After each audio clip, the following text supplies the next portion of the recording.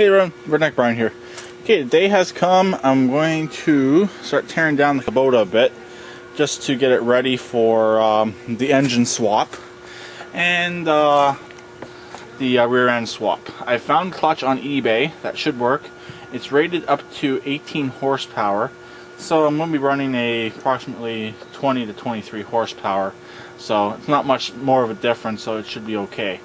So I'll probably post a link in the description below to the clutch I'm getting. If you notice, the batteries out of this. And if you remember from before, I said I bought a brand new battery for this.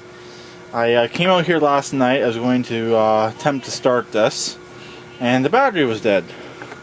Here is the battery. The battery is less than a month old. That's how long I bought it. So actually about a month old since I bought it, and it was flat dead. So I attempted to charge it last night. It didn't want to take a charge. So I pulled it out last night, stuck it on the charger. I was able to get it to charge, and then I left it hooked up in the tractor. It went dead again. So I'm thinking there's something going on with either the tractor or the battery. The battery's still under warranty, luckily. Brand new battery. So anyways, I don't know 100% what's going on with it yet. I'm going to put it back in, see if I got any cranking amps or anything like that. If I don't, the battery's going back to TSC tomorrow and getting replaced. But if I do, there might be some sort of a parasitic draw on this tractor. So I'll leave it disconnected for the night and see what happens. My game plan for today is to yank this Tecumseh, to yank that Kohler, put the Tecumseh where the Kohler is, the Kohler in the shop. Possibly I might keep that motor, because with this over here, with the 4x2, I'm debating on putting a Kohler back in it. Because I'm going to show you. It's pretty tight in there. It fits because since I clearance the hood, but she is pretty tight.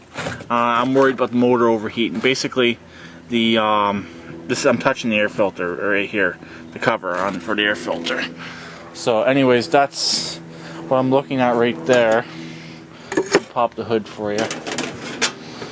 She's pretty tight, or I'm gonna have to put an opening in the hood to clearance this hood a bit more, so I can get a little bit more breathing room around the motor. What I'm thinking about doing is slitting it along here on each side and just bending it up and filling it on the edges.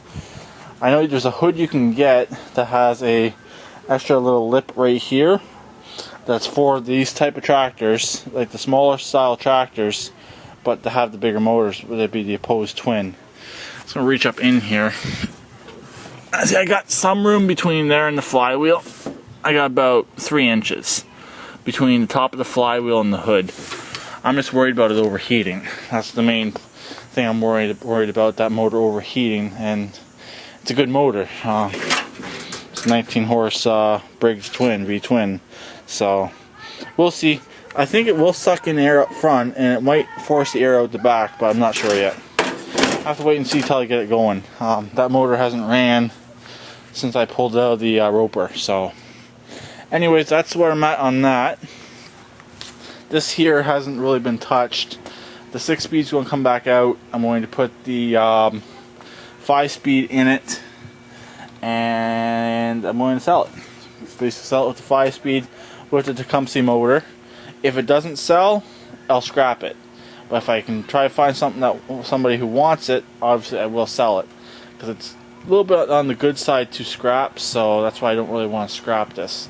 I bought it for the rear end. Since I repaired the rear end, I got my value out of the rear end and the motor. I only paid $100 for this entire tractor, so, and it came with half a tank of gas.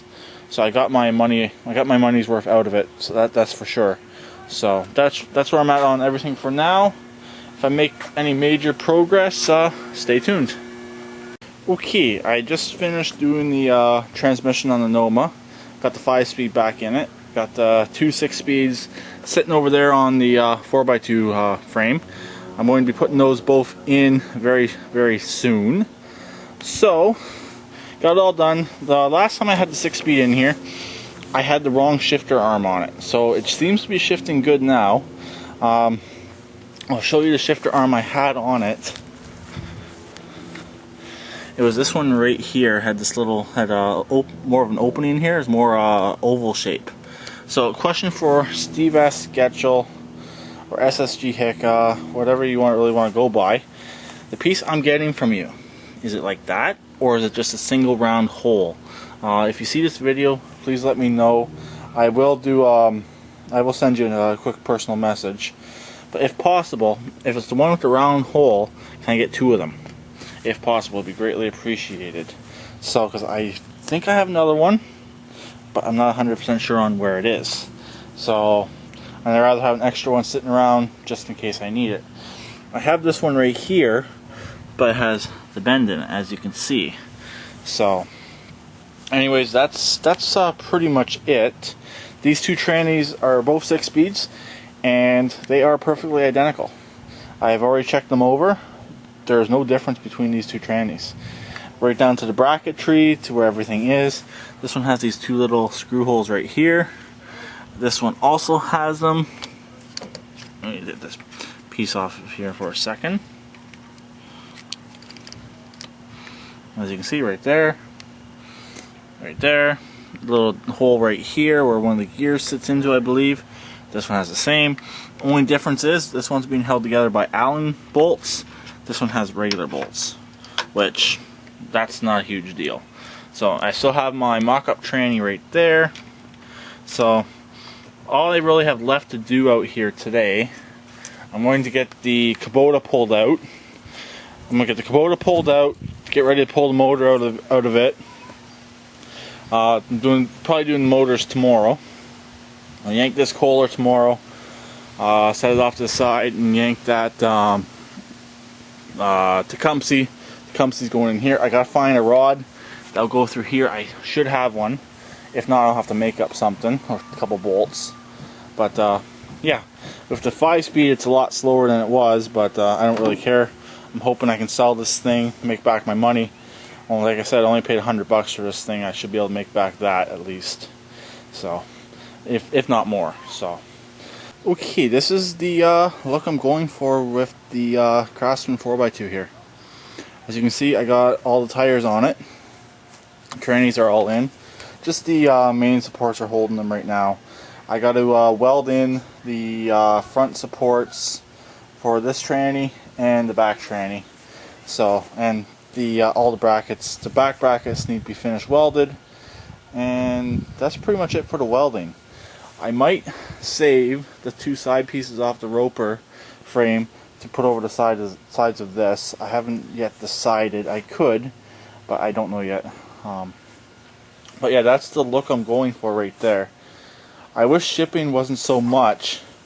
So I would get a center mount fuel tank with the center fill on it instead of having to fill at the back. But shipping would be way too much to get one of those. So I'm going to go to one of my local tractor suppliers and see if they have one.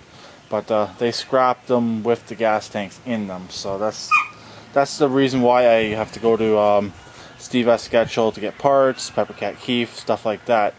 Around here they charge an arm and a leg, and if you don't catch them in time, they'll end up scrapping good usable parts. Like the axle parts on this thing here.